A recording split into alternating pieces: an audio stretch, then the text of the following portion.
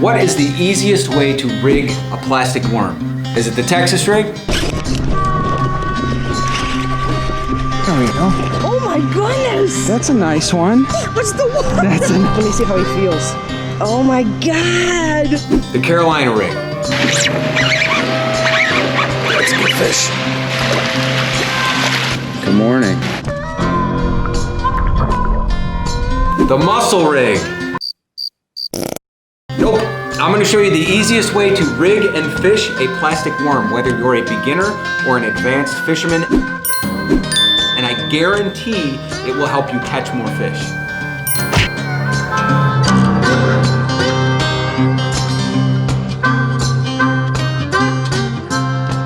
So this, what I'm going to show you on screen now, is the solution to all of your problems. Behold, the jig worm.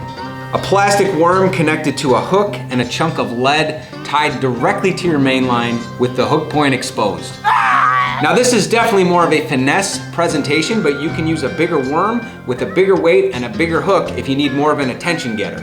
Now we talked about the importance of having both a power presentation and a finesse presentation in our video on Illinois bass fishing. I'm gonna put a link to that at the end of this video so you can check that out. You taught me a few things. Let's put it I was laughing so hard when you sent me that picture. I was like, yes! Yes! And I show my wife and she's like, holy smokes, that's a nice bass. I'm like, I know, right? But let's jump right into setup. There are a few important things that you're gonna need to select in order to properly set up your jig worm. Number one, select a jig head style that you like, something that you're comfortable with. You'll want to select one that has the proper collar. So if you're using a harder plastic, something that doesn't have a lot of stretch, you don't want to use a big pointy collar or you'll rip right through it. Now I'll link to an article in the description below where I go over my 3 favorite types of jig heads for different types of plastic. For today's purposes, we're going to be using a Berkeley half head jig and a mule jig. Next, you need to select your worms. We're going to be using some Charlie's worms today, and we're going to start with their smaller spade tail version.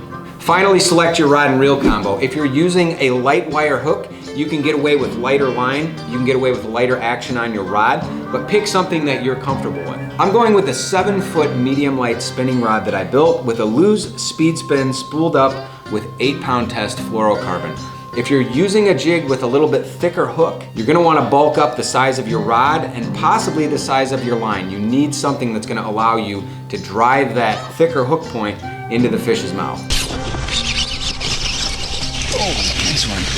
So look at the bait that you've put together before you decide how much leverage you're gonna need. I like the combo that I selected because it allows me to fish a lighter weight, which means that my bait is gonna sink slower. I also pair that with fluorocarbon, which sinks as well. And that fluorocarbon is also strong, it's abrasion resistant, I'm gonna be fishing around rocks, and it's invisible underwater. That's all it takes. Pretty simple, right? Dare I say, minimalist? You think it'll work? Let's put it to the test. And I'll show you what else I brought and what we caught.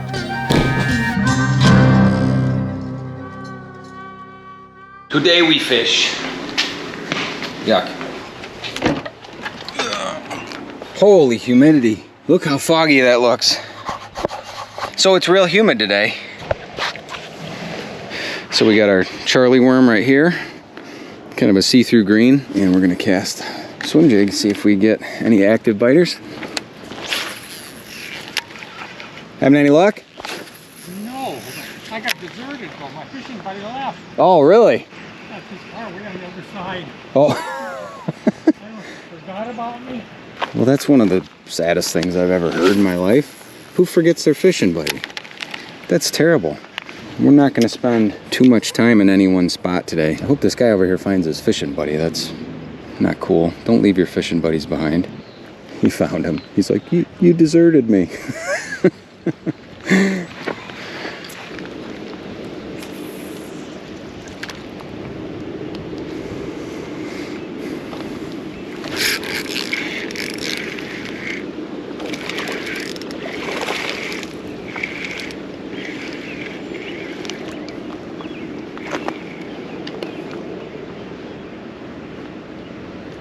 He hit that worm pretty good.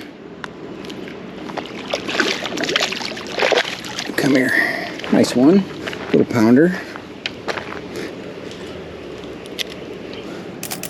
Well, that's cool. We got one little chunker and he's about a pound. A little less than a pound. Decent fish. Let's put him back and see if we can see him underwater. I don't think we can.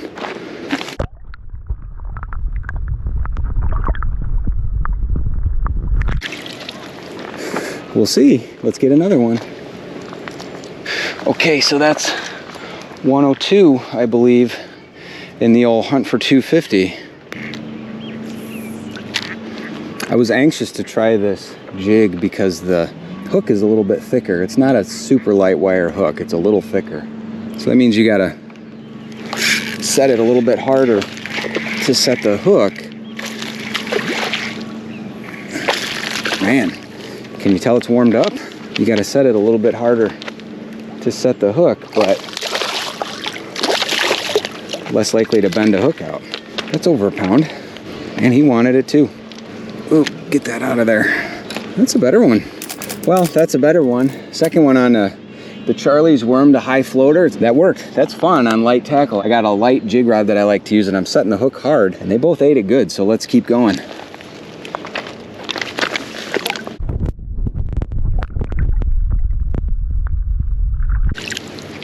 See you later. Let's do that again. Pick up our firmatots here. That's what my big man calls them. The firmatots. Oh, it's a little tore up, but we'll get another one on it. That was a very rambunctious 3-inch bass, I believe.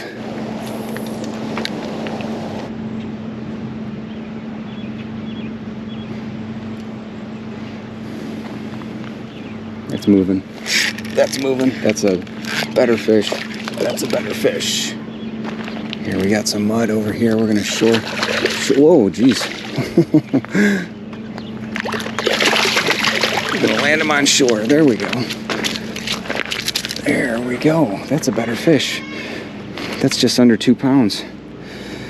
Good one. Good one, man. Got some weight.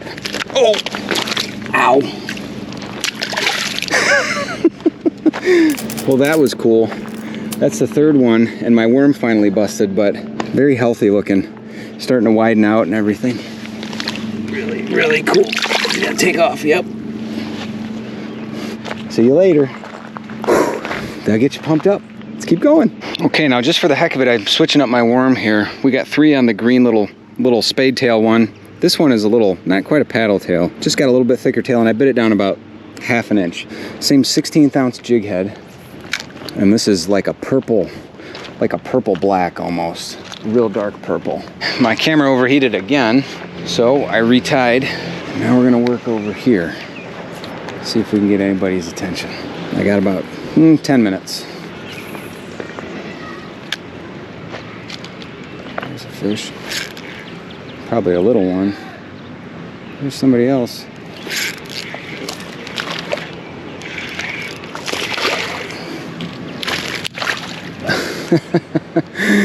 I was playing him a little hard. Come on, somebody come smack it.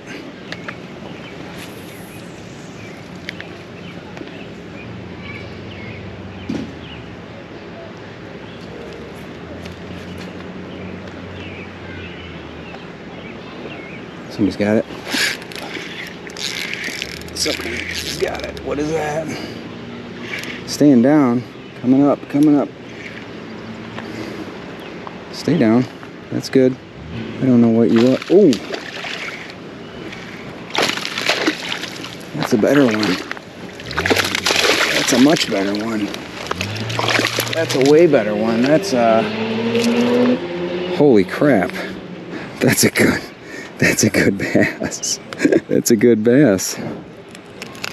Chunky fish. My bait got stuck on a rock, and then I popped it free, and as I was working it free, he picked it up when it snapped up over the top. That's a cool one. I'm glad I switched up to a little bit bigger bait. Nice fish. A little bit of blood on his tail. Not coming out of his mouth or nothing. Let's let him go before he gets too exhausted.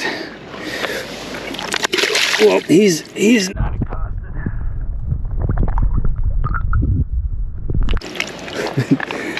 Definitely not exhausted. Cool. So we caught 4 and we missed 2 in an hour and a half with the Charlie worms. That's pretty good. Hey, thanks for checking out this video. I appreciate it, and I appreciate your time. Make sure to take a peek at this video over here for some tips on Illinois bass fishing. Let's keep getting better. See ya.